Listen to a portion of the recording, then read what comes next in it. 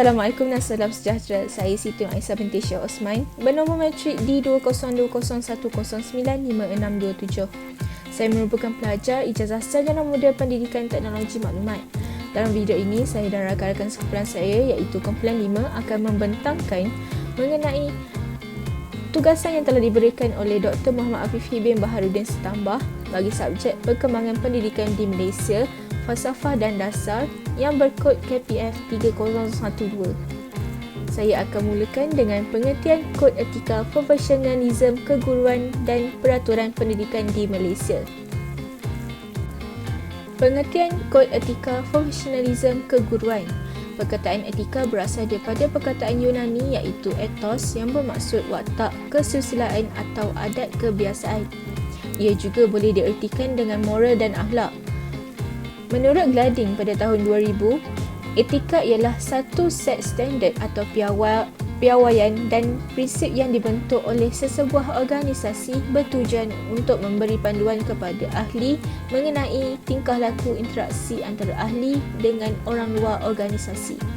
Manakala, menurut Ahmad Sarji pada tahun 1992, semua garis panduan yang bertujuan untuk meningkatkan tahap kualiti, produktiviti dan disiplin dalam perkhidmatan dengan memberi penekanan terhadap semua aspek yang berkaitan dengan peraturan dan peradaban, peranan nilai serta tingkah laku profesion dalam masyarakat.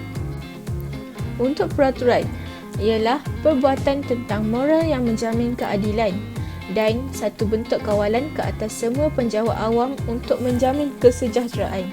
Untuk perundangan pula, semua peraturan yang berkaitan tingkah laku yang dibentuk mengikut autoriti atau adat sesuatu kaum.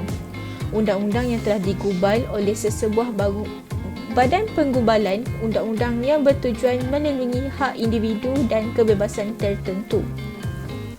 Untuk soalan seterusnya akan diteruskan dengan rakan sekumpulan saya iaitu Angelica. Salam sejahtera, saya Angelica Dina akan menerangkan hubung kait kerjaya guru dan amalan kod etika profesionalisme di Malaysia. Pertama sekali, tanggungjawab guru terhadap murid-murid. Guru mestilah mempunyai tingkah laku yang merupakan tanggungjawab terhadap murid. Tanggungjawab ini termasuk bersikap adil terhadap murid tanpa mengira faktor jasmani, mental, emosi, politik, ekonomi, sosial, keturunan dan agama. Membimbing dan mengajar seorang murid tanpa sebarang bayaran. Selain itu, tanggungjawab guru terhadap ibu bapa. Guru mempunyai tanggungjawab terhadap ibu bapa murid. Oleh itu, guru hendaklah menghormati tanggungjawab utama ibu bapa terhadap anak-anak mereka. Berusaha mewujudkan hubungan mesra dan kerjasama erat antara institusi pendidikan dengan rumah tangga dan menganggap semua maklumat yang diberikan oleh ibu bapa tentang keadaan rumah tangga atau tentang anak mereka adalah sulit dan tidak akan membocorkannya kepada sesiapa kecuali mereka yang berhak mengetahuinya. Seterusnya, tanggungjawab guru terhadap rakan sejawat dan profesion keguruan. Guru juga mempunyai tanggungjawab terhadap rakan sejawat dalam profesion yang sama. Oleh itu, hendaklah mengelakkan diri daripada membuat sebarang kenyataan atau ulasan yang boleh mencemarkan nama baik seseorang guru di hadapan murid atau ibu bapa atau berbuat sesuatu yang boleh menjatuhkan maruah seseorang guru. Akhir sekali, tanggungjawab terhadap masyarakat dan negara.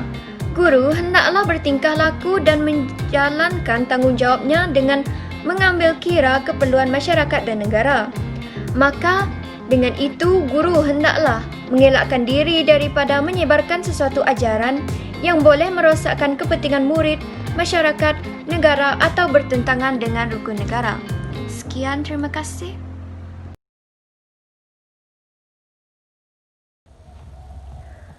Pelaksanaan dan cabaran kod etika profesionalisme keguruan di Malaysia.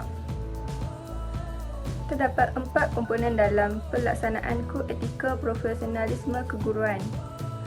Yang pertama, tanggungjawab guru terhadap murid.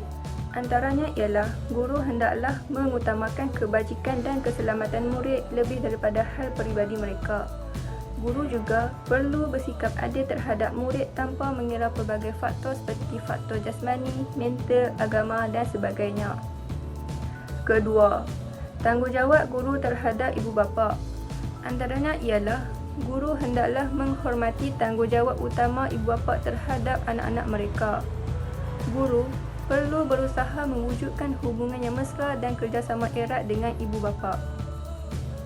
Ketiga, tanggungjawab guru terhadap rakan sejawat dan profesion keguruan.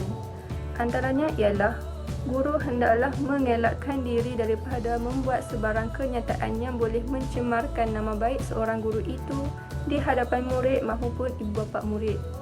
Guru mestilah sentiasa bersedia membantu rakan sejawat, terutamanya mereka yang masih baru menceburi profesion keguruan. Keempat, tanggungjawab guru terhadap masyarakat dan negara.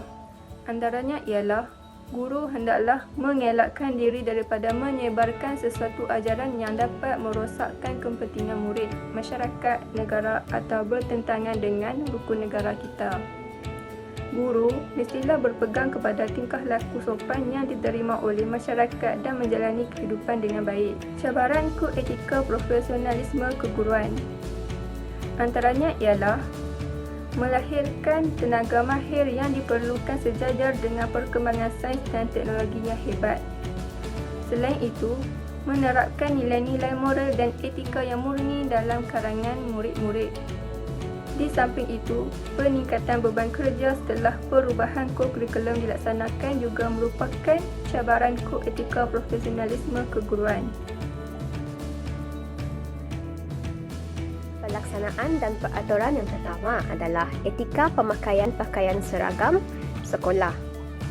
Bagi para pelajar lelaki diwajibkan untuk memakai pakaian seragam kemeja putih, seluar panjang biru, sarung kaki dan kasut kanvas warna putih atau hitam. Bagi para pelajar perempuan pula diwajibkan memakai pakaian baju kurung pesak, kain biru tua, sarung kaki tanpa corak dan kasut kanvas warna putih ataupun hitam. Pemakaian pakaian seragam sekolah ini telah ditetapkan oleh pihak kementerian dan seseorang murid tidak boleh memakai pakaian yang menyalahi peraturan pemakaian seragam sekolah. Yang kedua pula adalah peraturan-peraturan sekolah. Setiap sekolah mestilah mempunyai peraturan-peraturan sekolah yang bertulis untuk murid-murid dan setiap sekolah hendaklah mempunyai peraturan sekolah masing-masing secara bertulis dan mengandungi maksud yang jelas dan setiap pelajar mestilah mengetahuinya. Para pengawas sekolah juga atau ketua pelajar mestilah benar-benar memahami tugas mereka dan tanggungjawab serta tindakan pengawas mestilah mendapat sokongan dari semua guru-guru. Dan yang terakhir adalah sekolah hendaklah menduduki ujian awam. Dalam sistem pendidikan sekolah rendah, pelajar perlu menduduki peperiksaan awam untuk menilai prestasi pelajar, iaitu ujian penilaian sekolah rendah atau dikenali sebagai UPSR. Sementara itu, di peringkat sekolah menengah pula, pelajar akan menduduki peperiksaan penilaian menengah rendah iaitu PMR pada masa mereka menduduki tingkatan 3. Pada akhir tahun bagi persekolahan peringkat menengah atas iaitu tingkatan 5, para pelajar perlu menduduki peperiksaan sijil pelajaran Malaysia iaitu SPM sebelum menamatkan pelajaran di peringkat menengah.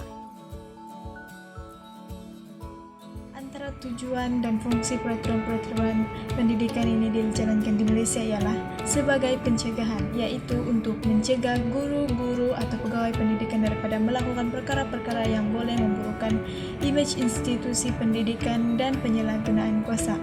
Seterusnya, untuk mengelakkan dari berlakunya amalan-amalan yang melanggar peraturan-peraturan tersebut. Sebagai contoh, surat pekeliling, memo pemberitahuan dan papan tanda amaran. Tujuan dan fungsi peraturan-peraturan pendidikan yang dilaksanakan di Malaysia yang kedua ialah sebagai peringatan, iaitu untuk memastikan guru-guru serta pegawai pendidikan sentiasa menjalankan amanah yang dipertanggungjawabkan. Seterusnya, hal ini juga untuk memberi peringatan kepada guru-guru serta pegawai pendidikan terhadap akibat dan hukuman sekiranya tidak mematuhi peraturan. Selain itu, hal ini juga untuk mengingatkan guru-guru serta pegawai pendidikan agar sentiasa berwaspada dalam melaksanakan tugas dan tanggung jawab yang diamanahkan. Sebagai contoh hukuman yang akan dijatuhkan sekiranya mereka tidak mematuhi peraturan ialah mereka akan diberikan amaran lisan atau bertulis serta diminta untuk memberikan surat tunjuk sebab. Tujuan dan fungsi peraturan-peraturan pendidikan yang dilaksanakan di Malaysia yang ketiga ialah sebagai pengajaran, yaitu memberikan pengajaran kepada guru-guru serta pegawai pendidikan melalui kes-kes yang lepas serta hukuman yang dikenakan untuk setiap kesalahan yang dilakukan. Seterusnya, tindakan yang dikenakan untuk dijadikan iktibar serta panduan kepada pegawai yang terlibat dan pihak-pihak lain agar perkara yang sama tidak berulang. Sebagai contoh, hukuman yang akan diberikan kepada guru-guru atau pegawai pendidikan yang